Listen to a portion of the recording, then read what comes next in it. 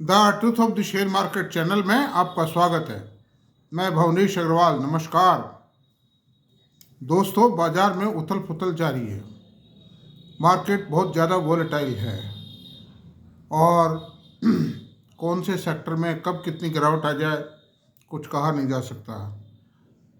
लेकिन ये बात निश्चित है कि बाजार के कुछ जो सेक्टर्स हैं वो अपनी चमक हल्के थोड़े टाइम के लिए, उन सेक्टर्स की चमक फीकी दिखाई दे सकती है, लेकिन चमक उनमें कायम रहेगी और कुछ टाइम बाद उनमें चमक वापस बढ़ना शुरू हो जाएगी।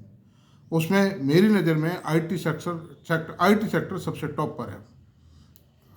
IT sector will prove to be best performing sector in the next 2 to 3 years। ऐसा नहीं 2 साल बाद शुरू होगी परफॉर्मेंस, अगले दो तीन साल तक आईटी सेक्टर विल कंटिन्यू, तक शब्द है, will continue to perform better. IT cloud का कॉम्बिनेशन बढ़ता जा रहा है इनके वर्क ऑर्डर्स में, और जैसे जैसे इनका कॉम्बिनेशन बढ़ेगा वैसे वैसे ही इनके अंदर प्रॉफिटेबिलिटी बढ़ेगी, ग्रोथ बढ़ेगी, सब कुछ बढ़ेगा। आप देखिए यूएसए के अंदर बाजार को किस तरह गिराया था और कई कारण जोड़ दिए गए थे, फर्जी कारण थे, लेकिन सब ठीक हो गया ना 2 दिन के अंदर। उसी तरह से इंडियन मार्केट में भी सब कुछ ठीक हो जाएगा। Indian IT will recover up to the best possible extent. अब मैं दूसरी बात आपसे कहता हूँ, आज के 2 महीने पहले, आज एक मार्केट की जनरल बात तो थोड़ी सी करेंगे क्योंकि सैटरडे भी आज तो, और संडे वाले वीडियो में कर लेंगे बातचीत। मैं आपसे एक बात निवेदन करना चाहूँगा कि मैंने 2 महीने पहले, आज से राइट जस्ट 2 महीने 2.5 महीने पहले कहा था कि दोस्तों रियल्टी के शेयरों को बेच लेने का, उनके प्रॉफिटेबिलिटी को एनकैश कर लेने का बिल्कुल प्रॉपर टाइम, और खरीदने का तो बिल्कुल है ही नहीं, क्योंकि प्रॉपर्टी के शेयरों को 3 साल हो गए हैं चलते हुए, और 3 साल तक कोई सेक्टर लगातार चल रहे। प्रॉपर्टी जैसे सेक्टर जहाँ की बल्क मनी चाहिए, वो एक सरप्राइज था। ये पहला अवसर था जब रियल्टी सेक्टर इतने लंबे टाइम तक चला है, और मुझे नहीं पता कि मेरी बात को कितने लोगों ने माना, कितने नहीं माना। मेरी कोई सेल परचेज की कोई रिकमेंडेशन भी नहीं होती है। मैं खाली तथ्यों से अवगत करवाता हूँ, हालात होने आने वाले समय से अवगत करवाता हूँ। लेकिन मैंने क्यों कहा था ऑटोमोबाइल सेक्टर गिर गया था, सेल गिर गई थी ऑटोमोबाइल सेक्टर की।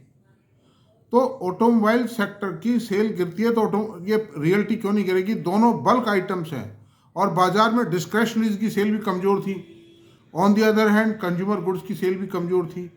तो रियल्टी सेक्टर जो बहुत कॉस्टली सेक्टर है वो कहाँ तक चलेगा? अनदर थिंग कि आईटी सेक्टर में कोई प्रॉपर एम्प्लॉयमेंट नहीं था। There was no demand in the IT sector so far the employment was concerned. Now it has started gradually starting.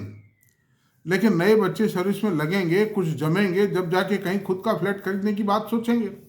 तो ये तो रही ये बात, और इन कारणों से मैंने कहा था कि now it is the adequate time to get out, to exit from the realty sector shares, और वो समय आ गया है।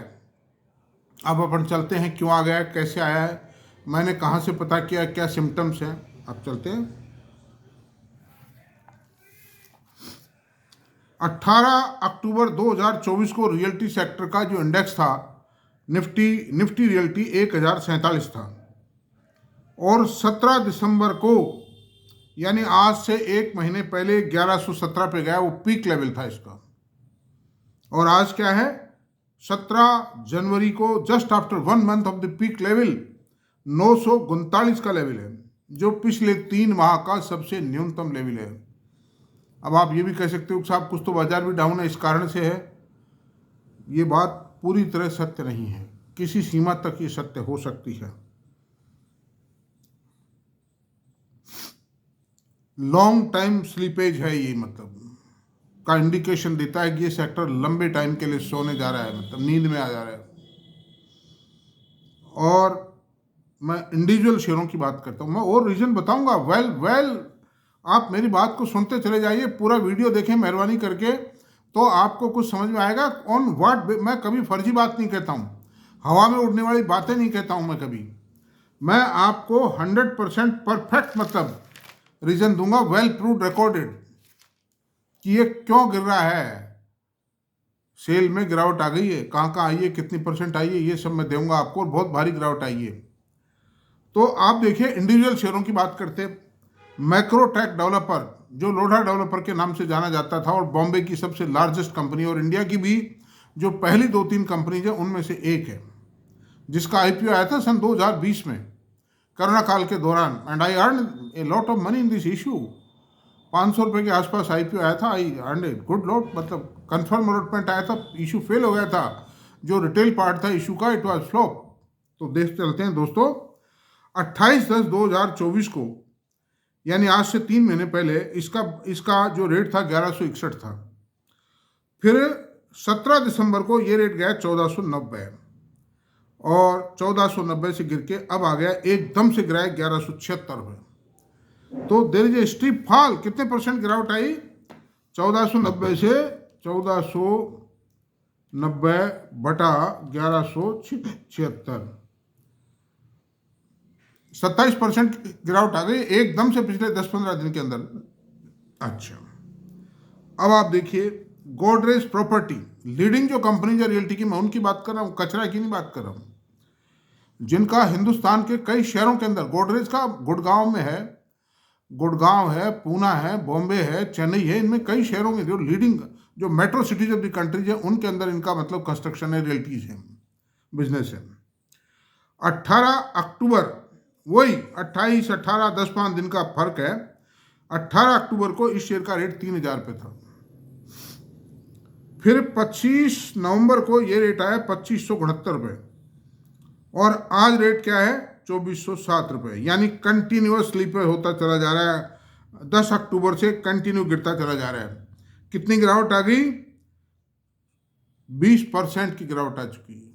20% डाउनफॉल, ये सब्सटेंशियल डाउनफॉल। और उसका रीजन है, देखिए, नॉर्मल कोर्स में गिरता है, फंडामेंटल इंटैक्ट रहते हैं, कंपनियों का बिजनेस इंटैक्ट रहता है, सेक्टर का बिजनेस इंटैक्ट रहता है, तो कोई चिंता की बात नहीं। But now this sector business is coming down and it is going to crash. अब बताऊंगा, अभी आप वेट फॉर, प्लीज वेट कीजिए। अच्छा, Prestige estate, this is also a very large company, it is a Bangalore based company. वही 18 अक्टूबर को इसका rate था 1766 रुपये शेयर का। 18 दिसंबर 2024 को इसका रेट हुआ 1888 रुपये। बढ़ाए, वही दिसंबर के महीने में खींचा था इनको। और 17 जनवरी, यानी कि क्लोजिंग कल का दिन है, कल था इसका रेट 1472 रुपये। तो आप देखिए, 1472 अपॉन 1766, इसमें भी 17% की गिरावट आई है। It is a substantial fall. Oberoi realty, 18 दिसंबर को इसका रेट था 1931 रुपये। 18, वही उसी में चमक आई है। और 18 अक्टूबर की बात है, दिसंबर की नहीं, 18 अक्टूबर, सॉरी, 1931 रुपये का रेट था। और ये तेज होकर के 27 दिसंबर को 2312 रुपये था। तेजी आई, लेकिन उसके बाद ये 17 जनवरी को गिरकर 1937 रुपये हो गए। Steep fall, 20% downfall. अब 5वां शेयर है, 5 शेयरों को फॉर एग्जाम्पल लिया है मैंने आपको, जो लीडिंग शेयर है, डीएलएफ। 18 अक्टूबर का इसका रेट था 875 रुपये। वैसे 1000 रुपये से भी ज़्यादा रह चुका है इसका रेट। इस पर there is a continuous steep fall in the business of DLF and share was also coming down due to this reason. मतलब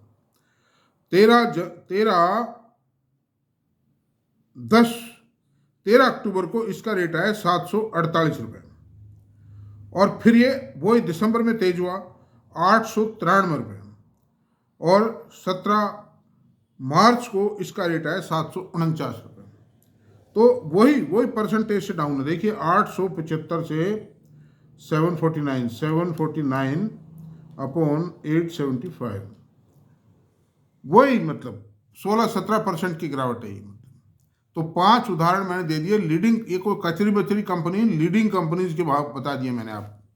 अनदर थिंग, मैं एक बाजार का नेचुरल जो ऑपरेटर्स की जो एक्टिविटी है वो किस तरह ट्रैप करते हैं इन्वेस्टर को, इन्वेस्टर किस तरह ट्रैप होता है, निकलने से पहले किसी भी सेक्टर में इंफॉर्मेशन डाउनफॉल की, अपवार्ड की, बेटरमेंट की, डाउनफॉल की, जो भी इंफॉर्मेशन उनके पास आती है और उस कारण से वो अपनी प्लानिंग करते हैं, now we have to be out from this sector, कुछ माल तो बेच लो यार जितना बिकता है। तो उससे पहले क्या है, वो तेज करते हैं, क्योंकि अट्रैक्शन, तेज करने का मतलब उसमें अट्रैक्शन पैदा करना, अट्रैक्शन पैदा किए बिना वो माल नहीं बिकेगा, तो तेज करते हैं, खबरें छोड़ते हैं। रियलिटी में तो पता नहीं क्या हो जाएगा। Reality sector is the best sector, खबरें ये छोड़ी गई कि रियलिटी सेक्टर में बड़ा भारी उठाव आने वाला है, ये सेक्टर ने हाईएस्ट रिटर्न दिए हैं कोरोना काल से अब तक। लोग दीवाने हो गए, दिए हैं लेकिन देगी क्या, इस पर विचार नहीं करता कोई, इस पर कोई विचार नहीं करता। इन्वेस्टर बिल्कुल एक तरह से जिसको हिप्नोटाइज हो जाता है। अब मैं किस बात पे आधार पे कह रहा हूं, propertytiger.com की खबर है, मेरी खबर नहीं है ये। प्रॉपर्टी जो मैं कहता था वो होने जा रहा है। आज के 3 महीने पहले मैंने कहा था ठोक बजा के दोस्तों। propertytiger.com की खबर है ये। Top 8 cities in India dropped by 26% in अक्टूबर-दिसंबर 2024 quarter. 8 जो टॉप रैंकिंग सिटीज हैं, metro cities of the country हैं, उनके अंदर अक्टूबर-दिसंबर क्वार्टर में 26% से सेल डाउन आ गई है ईयर ऑन ईयर। 74% ही बची तो लिमिट का सेक्टर। अब यह खबर जब सर्वव्यापी होगी और जब ऑपरेटर माल बेचना शुरू कर दिया है, उन्होंने तो बेच रहे हैं तरकीब से, वो शुरू में तरकीब से बेचते हैं, तो जब कम दोनों तरफ से सेलिंग आएगी, बड़े इन्वेस्टर की सेल आएंगे, ऑपरेटर की आएगी, मैनेजमेंट की आएगी, द मार्केट विल कोलैप्स। अब मैं बताता हूं इनकी डिटेल। उसका नाम है, आप गूगल की साइट खोल के देख लीजिए, मैं कोई छुपाता नहीं हूं। propertytiger.com के एक मिस्टर अग्रवाल हैं, उनके स्टेटमेंट है ये। मतलब he is also a realtor, he is doing business of realty in. अच्छा, अब मैं आपसे बताता हूं किन किन शहरों में कितने कितने % गिरावट आई। ये पूरी डिटेल दी है उन्होंने कि सन 2023 में इस पीरियड में कितने फ्लैट बिके थे, इस पीरियड में कितने फ्लैट बिके हैं। समयाभाव के कारण मैं इतनी डिटेल नहीं दे पाऊंगा, लेकिन मैं सिटी वाइज डिक्लाइन बता देता हूं सेल में कितना आया है। अहमदाबाद में 34% सेल गिरी है, बेंगलोर में 23% सेल गिरी है, चेन्नई में 34% गिरावट आई है, हैदराबाद में 36% आई है, कोलकाता में 21% आई है, एनसीआर गुड़गांव में इनमें 30% गिरावट आई है, मुंबई में 31% गिरावट आई है, पुणे में 31% गिरावट आई। अगर देखा जाए तो this downfall is more than 26%। सन 2023 में इस पीरियड के दौरान 4,10,791 फ्लैट बिके थे, और सन 2024 में, यानी जो ये वर्ष जो समाप्त हुआ है, इसमें 4,36,992 यूनिट बिकी। 6% हाइक थी इस पूरे साल में, पूरे साल की बता रहा हूँ, कैलेंडर ईयर में। But now this sale has quest, ये जो जितनी प्रोग्रेस थी इट हैज क्वेस्ट एंटायरली। 6% की ग्रोथ पे ग्रोथ आई थी, लेकिन कब तक ग्रोथ आएगी। प्रॉपर्टी कोई माचिस की डिबिया तो है नहीं, या कोई सिगरेट का पैकेट नहीं है दोस्तों, जिसको खरीदा पी करके फेंक दिया, 10, 20, 50, 100, 200 रुपए का काम है। ये करोड़ों के काम है। जिनको खरीदना था खरीद लिया, कोरोना काल से चल रहा था, 4 साल चल गया ये काम, कितना चाहते हो। तो इसमें मेरा ये की कहना है कि अभी तक कोई खास नहीं बिगड़ा है, प्रॉफिट इंटैक्ट है। जो भी इसमें मेरा ख्याल इन्वेस्ट नए नहीं फंसे, एक तो नए लोग ना खरीदें, मेरी कोई रिकमेंडेशन नहीं है, मेरा खाली ये एनालिसिस है जो कि क्या स्ट्रेटजी अडॉप्ट की जाए इसमें सेक्टर में, अब how to get out and how to encourage the profits. एक तो आप लोग मतलब नई खरीदारी बिल्कुल ना करें इस सेक्टर में। दूसरा सुझाव ये है, प्रेस्क्रिप्शन नहीं है मेरा खाली स्ट्रेटेजिक एनालिसिस है। दूसरा सुझाव ये है कि आपके पास जिस भी कंपनी के हैं, जो 15-20 कंपनियां जो भी हैं, उसकी शेयरों के अंदर अगर आपके पास वो शेयर है तो धीरे धीरे धीरे धीरे, धीरे का मतलब ये नहीं हर महीने 10 शेयर बेच रहे ना, आज 500 आज बेच दिए, 200 कल बेच दिए, 1000 का परसों बेच दिए, इस तरह से 2-4 दिन में आउट हो जाएगी। क्योंकि ये बात जैसे जैसे वाइड स्प्रेड होगी और जैसे जैसे गिरावट आएगी वैसे वैसे सेलिंग प्रेशर इमर्ज होता चला जाएगा इस मार्केट में, your profit will be lapsed, you will lose your profitability. और उस पैसे को फिलहाल बैंक में जमा करा दीजिए, कोई खरीदारी करने की आवश्यकता नहीं है। मैं ईमानदारी से कहता हूं, मेरा कोई लालच नहीं है। This is my honest advice to you my dear boys.